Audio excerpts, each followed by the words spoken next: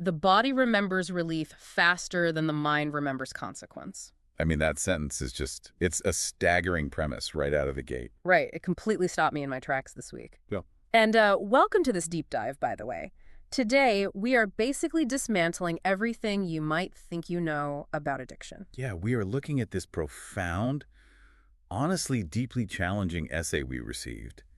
It's titled, "The Body Remembers Relief, Breaking the Cycle of Addiction at the Root." And our mission for this deep dive is to, strip away all those moral judgments, toss out the tired recovery cliches you've heard a million times, and look at this through a completely different lens. Exactly. Not as a flaw in your character, but as this ingeniously designed, though, ultimately destructive nervous system survival loop. Okay, let's unpack this. Opening with that idea, the whole relief outpacing consequence thing, it feels incredibly disruptive to how we usually talk about this stuff. It really is, because it immediately relocates the problem. Like, it takes it entirely out of the intellect and puts it right into the body. Yeah. So it's not a logic issue anymore. Right. Before you have a complex value system, before you take a moral stance on what you should or shouldn't be doing at 2 in the morning, you have a nervous system. Yeah. And at some point in your life, that nervous system found a door out of just unbearable pain. The really critical thing to understand here is that the body does not care about the moral implications of that door. It just cares that the door opened. Yes, exactly. Because the text makes it very clear, right? This escape route, it didn't have to work forever, and it didn't have to work cleanly. It just had to work fast enough and completely enough in a moment when absolutely nothing else was working. That's the survival aspect of it. It makes me think about, like, being trapped in a burning building. Oh, that's a great way to look at it. Right, because if you're choking on smoke, your logical brain isn't analyzing the architectural integrity of the exit sign. No, you're just looking for the way out. Exactly. You don't care if the emergency door leads out into this beautiful garden or straight into a garbage dumpster. You just take the door that gets you out of the fire the fastest. You hit the nail on the head with the burning building idea. Because in that moment, the smoke is your body's alarm system. The amygdala just screaming that you are in a literal life or death emergency. And what happens in the brain then? Well, when that happens, the amygdala essentially cuts the phone lines to the prefrontal cortex. That's the logical consequence-weighing part of your brain. So your body takes the dumpster exit. Because the logic part is just offline. Completely offline. Yeah. And because it worked, because you didn't burn the body files, that specific action under, survival. Wow. And bodies do not renegotiate survival easily. It doesn't care how sincerely your mind changes its position in the shower the next morning. Right, like, I'm never doing that again. Exactly. If the body thinks a behavior keeps you alive, it will fight tooth and nail to keep that behavior. Which fundamentally changes what addiction actually is in this context. I mean, it's not about a specific substance, it's a mechanical shape. Yes, the architecture of the loop is identical regardless of the door you're using. What's fascinating here is that we tend to isolate addiction to the obvious socially recognized things, right? Like alcohol, illicit drugs, gambling. But the text argues the word addiction is actually way too small for what it names. Yeah, because the loop is the exact same mechanism, whether the door is a substance or constantly unlocking your smartphone to refresh a feed or a toxic relationship. Oh, the toxic relationship one is huge. The partner that keeps almost loving you. Or even a sudden burst of rage that finally lets you feel powerful after days of just feeling numb. Right, or starving yourself or overeating. The common denominator is that all of these behaviors outcompete patience. They work faster than just sitting there. Exactly. They can take an unbearable, overwhelming feeling and turn it into a bearable one faster than waiting or processing ever could. So the craving isn't actually for the drink or the phone or the toxic partner. Not at all. The craving is the body reaching for the only exit it has ever fully trusted to put out the fire. And the relief you get from that, whether it's the phone, the binge, the text to the it's not fake. No, it's very real. It's an embodied, chemically true relief. You cannot out-argue physics. That chemical shift is real, which is exactly why sheer willpower has such a miserable track record against it. Because you're bringing a philosophy debate to a physical fight. Precisely. You're trying to use a philosophical argument to stop a physiological emergency response. It's like trying to talk someone out of a reflex. But wait, I have to ask, if this mechanism works so well for the body, right? If the relief is real and the fire gets put out, why does it spiral into something that destroys the person? That is the million-dollar question. Why doesn't the body just use the door and move on? Well, that leads us directly into the aftermath of the ritual, which is the shame For engine. shame. Yeah. This part of the essay turns conventional recovery culture completely upside down. Huh. We have this societal assumption that if we feel bad enough about what we just did, that intense shame will interrupt the loop. Like shame is the ultimate teacher. Right. We think it'll keep us from doing it again. But the text argues shame does not interrupt the loop, it rearms it. Which is wild. How does that actually work in the body? Let's break it down. Because logically, you'd think touching the hot stove of shame would make you pull your hand back. You would think so. But let's look at how the body translates these feelings. The mechanism starts with a trigger. Say, an old unmet need gets touched, resulting in a flicker of an unbearable sensation. Okay, so the fire starts. Right. The nervous system screams emergency and reaches for the fast door. You get the relief. You survive the fire. But then, almost immediately, the shame of taking the dumpster exit hits you. The guilt of doing the thing you promised you wouldn't do? Exactly. And here is the somatic trap. The nervous system cannot cleanly distinguish between the unbearable feeling of the original emotional wound and the unbearable feeling of hating what you just did. Wow. So to the nervous system, an emergency is just an emergency. The flavor of the pain literally doesn't matter. Precisely. Both register at the physical level as the exact same threat to survival. And what is this loop built to answer? A threat to survival. So the shame prompts a reach for the fast door again. You don't reach for the coping mechanism despite feeling terrible about it. You reach for it because you feel terrible about it. And we just label this a failure of character. When it's really just a closed-loop circuit, the text makes a brilliant point here. Addiction cycles are rarely, underneath it all, cycles of a substance. They are cycles of shame that just happen to include a substance or behavior. Okay, this brings up a really crucial distinction the author makes about identity, and I have to be honest, I want to push back on this a little bit. Oh, So the author draws a hard line between saying, I am an addict versus a loop is running in me right now. And when I first read that, my immediate thought was, doesn't saying a loop is running in me sound a bit like a semantic trick? a lot of people feel that way initially. It just sounds like a very convenient modern therapy way to dodge responsibility for your own actions. It's a completely valid reaction, Yeah. and it touches on the core of traditional recovery models. But let's look at the mechanics of identity for a second. If we connect this to the bigger picture of how the body operates, separating the loop from your identity is the exact opposite of dodging responsibility. How so? Dodging responsibility would be saying, the loop made me do it, so I can't be held accountable. What this text is arguing is that by keeping the pattern visible as a mechanism, you are locating exactly where the hard work has to happen. Wait, so by labeling myself an addict, my brain treats that label like an organ it needs to protect. Yes. Like it builds a fortress around the bad behavior just because I told it this is who I am. That is exactly the mechanic. If you tell yourself, I am an addict, you are collapsing a temporary mechanical pattern into a permanent identity. And what does the human body do with identity? It organizes its entire sense of self-protection around it. If you tell your nervous system that this loop is who you are, it will perversely defend the loop as a matter of self-preservation. Because it's defending you. Right. Anything defends what it has been told it is. Yeah. You cannot somatically re-educate an identity, but you can somatically re-educate a loop. Okay, when you put it like that, it makes perfect sense. It strips the moral failing out of it and turns it into a structural issue that you actually have the power to dismantle. Exactly. It's empowering, not an excuse. So if this is a nervous system loop driven by shame and survival, where did the nervous system learn to build this particular loop in the first place? We have to look at childhood. Why does it wield so much power over us in the present moment? Well, if you trace almost every addictive loop back far enough, you find a very similar origin story. It usually starts with a child who needed a steady nervous system nearby. We call this the need for co-regulation. Let's ground that term for a second for anyone listening. What does co-regulation actually look like in practice? Co-regulation is essentially nervous system borrowing. Okay.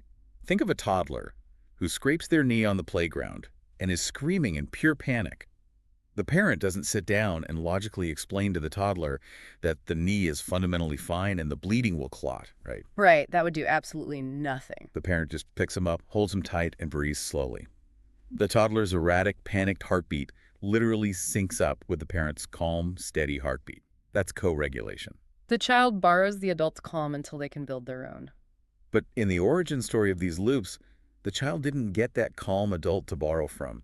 For whatever reason, absent parents, chaotic environments, emotional neglect, that steady presence wasn't there. And the child still has to survive the panic.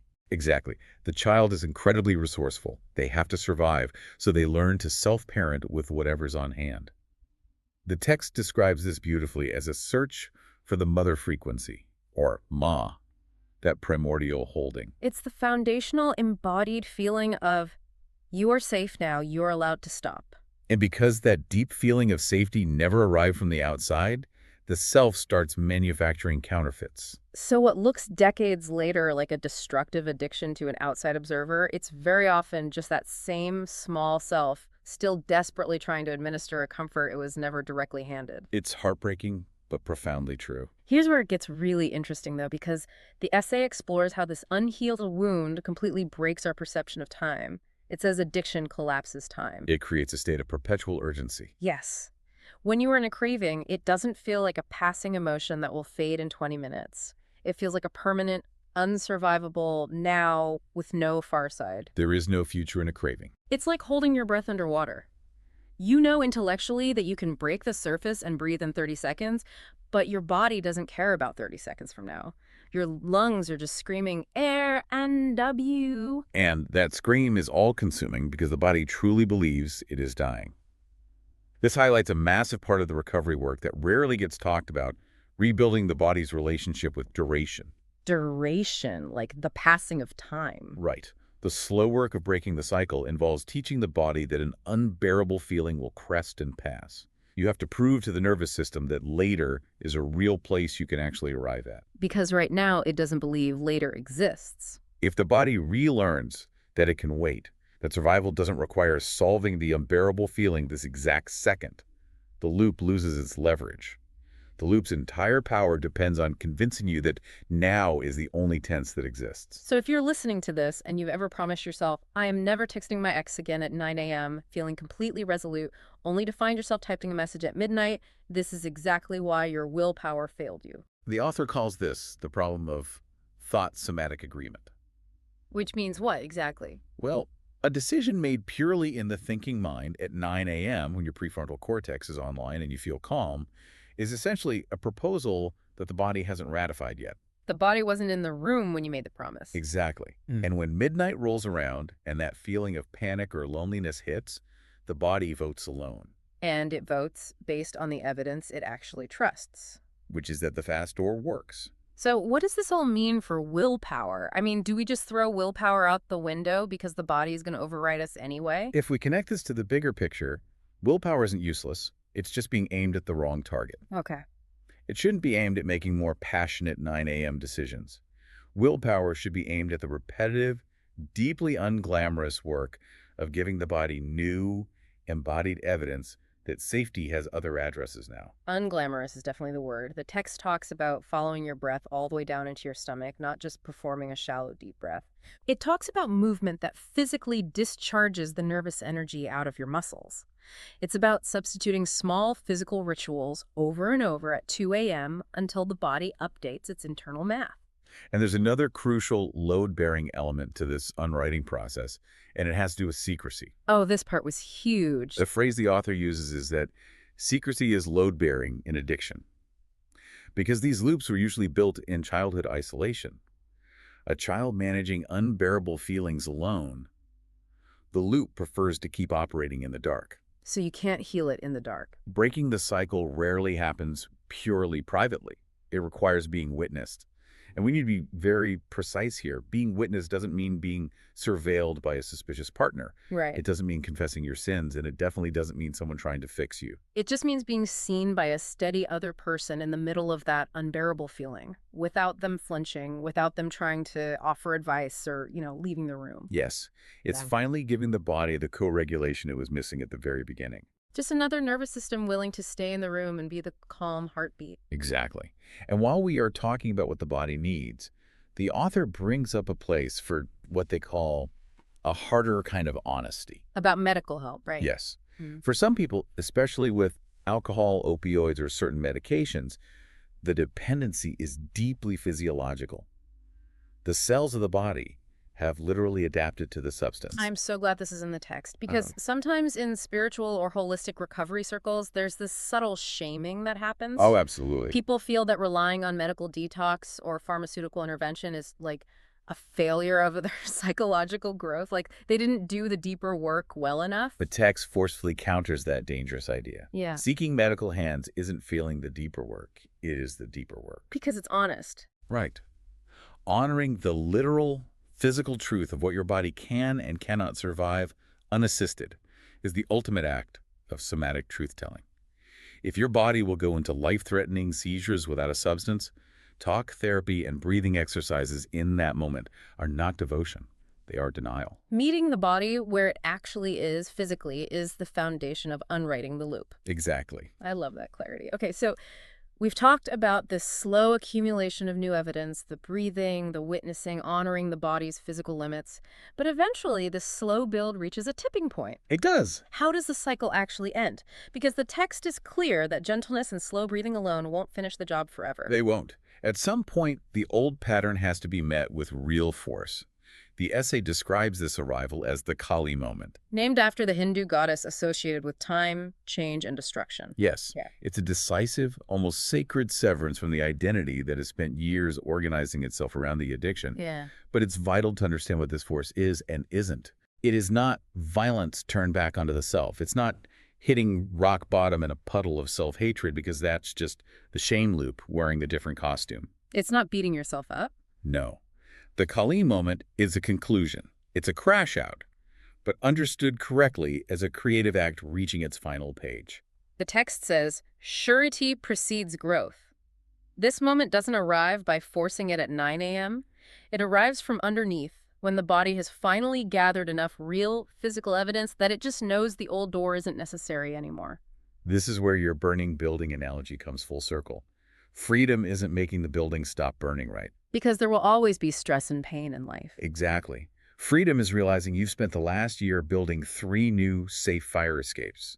Your body suddenly realizes it doesn't have to jump into the dumpster anymore. But what if it does jump in the dumpster? Because let's be real, relapse happens. Even with new fire escapes, people slip. Relapse is just data. Just data. That is the only coherent way to view it. A relapse simply means the underlying need hasn't found its true door with quite enough force yet to outcompete the old door under extreme pressure. And if you beat yourself up over it, If you meet a relapse with shame, you are throwing gasoline on the fire because shame fuels the loop. The question isn't, how could you do this again? The useful question is, what unbearable thing just got touched? And did it have anywhere else to go? did it have anywhere else to go? That redefines what we are aiming for entirely. It really does. Freedom isn't the total erasure of craving because bodies keep their memories. The author says mourning the old craving is actually part of the process. I found that to be such a beautiful, surprising concept. It's essential. You actually have to grieve the fast door while learning that you will not die of wanting it. It is a profound shift in perspective. Full freedom is craving arriving, knocking on the door, and finding a self with other doors already open. The desire stops being an emergency. It's just a feeling. So bringing it all together for you listening, we've moved from understanding addiction not as a moral failing, but as a universal shape of survival. Right. We've seen how the shame engine actually rearms the loop rather than stopping it. And we've looked at how to practically unwrite the loop through duration, finding a steady witness, and that slow, unglamorous accumulation of somatic evidence, all culminating in that decisive Kali moment. And through it all, the fundamental truth remains. The body remembers relief faster than the mind remembers consequence. That was true at the very beginning of the cycle, and it stays true at the end. The difference is simply what the body has learned to call relief. Exactly. It's no longer the fast door. It's the slower, truer one. A steady presence, a deep breath followed all the way down, the self finally showing up to parent the part that has been waiting so long for safety. So I want to leave you with a thought to mull over. The next time you find yourself reaching for your own fast door, whether it's a late-night doom scroll, a sharp word aimed at a partner, or a sudden frantic urge to escape a quiet room. We all have them. We do. What happens if you don't judge the action? What happens if, instead, you pause and ask your nervous system, what unbearable thing just got touched, and how can I sit with you right now? Because maybe the real work isn't about fighting the urge. Maybe it's about finally listening to the emergency broadcast your body has been transmitting all along. Thank you for joining us on this deep dive. We'll see you next time.